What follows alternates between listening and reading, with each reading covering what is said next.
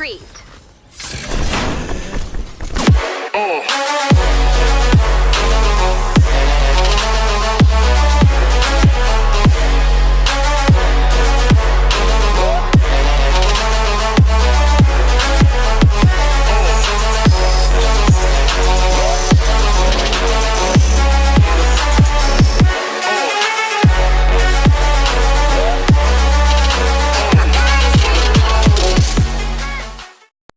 Remember, before you make any V-Buck purchases, to enter the name Illustrate in the Supporter Creator tab. Hey, what's up everyone, and welcome back. My name is illahstrait, and in this video today we will be talking about the brand new constructor, the Ice King. The Ice King is a reskin of Hotfixer Hazard. And there's also Catstructor, who's also a hat fixer. Yeah, she fixes hats.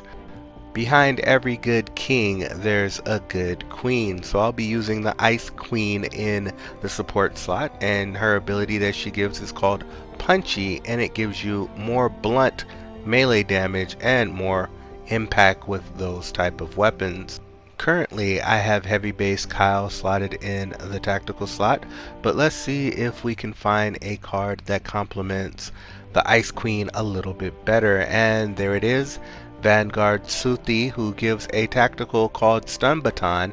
Melee critical hits do increased impact and add 1.5 seconds of stun when the enemy is interrupted. This is huge. So I've taken the liberty of already leveling up the Ice King to max level, which is level 50, power 130, and he looks pretty dope. He has this mist emanating from his body, and he has this cool cape that unlocks at level 20, I believe. It would have been kind of cool to see some of his other forms in Save the World, but this is the only form that we get, and it looks pretty cool. Nonetheless, the Ice King is a hotfixer, and a hotfixer is a building constructor, like known for being able to build pretty good. Like all constructors, they get 10% reduction in building costs, but they also later on they get even more than that. So I believe it's going to be like 20% reduction in building costs, which is pretty dope. And then automated defenses, which increases the base size by one building piece over, like one tile over, so the size will increase, which is good. And then he has Hotfix, which he's in his name, which increases building repair rate by 20%.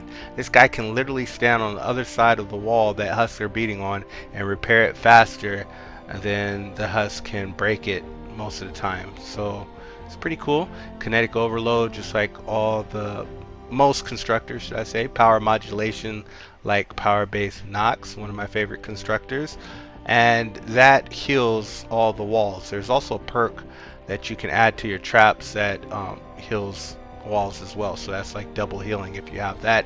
He has Big Brother, which increases the base connectivity again, and so that's like 2 tiles out. And then he has a repair cost reduction that I was thinking of when I mentioned it earlier. So that takes it to 20%, stacks with creative engineering. And I believe if you have another hotfixer, you can get it all the way to a 30% reduction in the cost of building. But you need a 3-star hotfixer at least, I believe. And so when you're building your bases, you might want to consider that. He also has recycling. For every 3 building pieces of the same material, the base will start to generate materials. And then he has another effect that makes recycling even better, called hyper threading. So basically he'll be able to hold all the way up to 900 pieces of stuff in his base, which your teammates can go up to and interact with too. So that's the thing you got to watch out for. If they don't know about it, they won't go steal all your build materials, or maybe you just want to share it with them. Like I said, good constructor for the challenge, the Frost Knight challenge. So let's get right into gameplay. I will be using the Smasher Basher instead of the Infinity Blade because apparently we can't have nice things nowadays. Please, if somebody from Epic is watching, please bring the Infinity Blade to save the world. We will appreciate it. Maybe the Ice King could summon it down and it lands on the ground, and then when he picks it up there's a cinematic, or he can let somebody else pick it up and do the dirty work for him. That would be pretty cool. I'd love to hop around the battlefield like a ninja constructor or whatever. I expected him to be a sword ninja, but that is neither here nor there. And take that. Oh, look at that. I knocked it out of his hand. That's what impact does. Right now it doesn't have double impact on the Smasher Basher, but I did change 2 stats. I added attack speed and impact, and I took away damage and damage to slowed. But I'm just testing it out just to see how it goes. I'd imagine for the Frost Knight 128 challenge that having impact on this weapon, which it can roll, would be pretty beast for holding up the smashers and such, because if I remember correctly it already has like 8,000 knockback on this. Get off my teammate. It's my teammate. Go find your own. Hey, stop shooting your laser beams at me. So the other day a fan, I don't know if he wants to be named, but anyway, he said to me that he was at school and they were talking to him about his favorite hobbies. So he mentioned YouTube or something to that effect. So eventually they asked him who was his favorite YouTube channel that he likes to watch, or who was his favorite YouTuber, or something to that effect. I am totally messing up the story, but I do remember the one part that counts. And the young man said to me that I am his favorite YouTuber, and for a moment there I was shook and didn't know what to say. I mean, thank you very much. That is a really nice compliment to pay on a small YouTube channel, small YouTube content creator like myself, and I appreciate it. And just keep watching because it's only going to get better from here on out. And we're fighting Huss on a tennis court. How cool is that? I don't think I've ever had the objective in the middle of a tennis court. So I built a castle fit for a king. Well, I didn't fully build it. That would have took more time because I am very creative.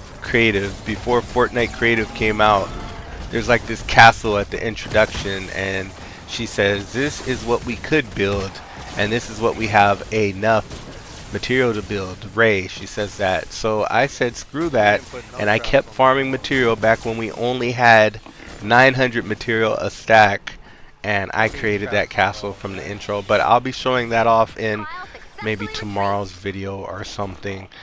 I just gotta find like the right music to go with it, and I'll just give you guys like a tour around my Stonewood, my Plankerton, and my Canny. They're all tricked out. They're all pimped out.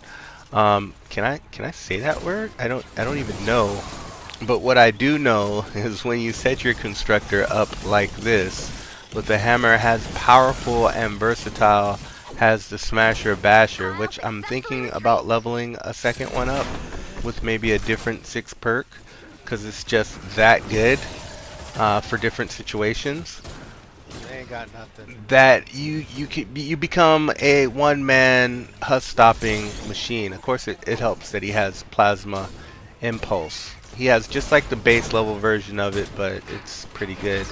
In my head, I imagine that the Ice King would say to his queen, he'd be like, "My queen, we will send these vile vermin back to the depths of oblivion from whence they came," or something to that effect. He doesn't speak that much, but when he does speak, he sounds cool. He seems to have a limited vocabulary, and this Smasher Basher is still just bashing the heck out of Huss. And there's that stun baton which kicks in and gives you an easy cleanup. Even though these are level 118 husks, they're still just easily defeatable. So for those that question why I'm in all these different numbered areas, is because the rewards are in, the good rewards are in more than just one type of mission. You can't just go to 100 missions and get legendary perk up and epic perk up. You gotta go to all types of missions. But as you can see, doing this 118 mission was no sweat, for at least not for us. And my friend Juggy was here to protect me in case anything went wrong. Look at that damage though. That Ginger Blaster is no joke, guys. I'm not even playing, for real, for real. If you like what you see today and you want to see more, be sure to hit that subscribe button, tap that subscribe button, and smash that subscribe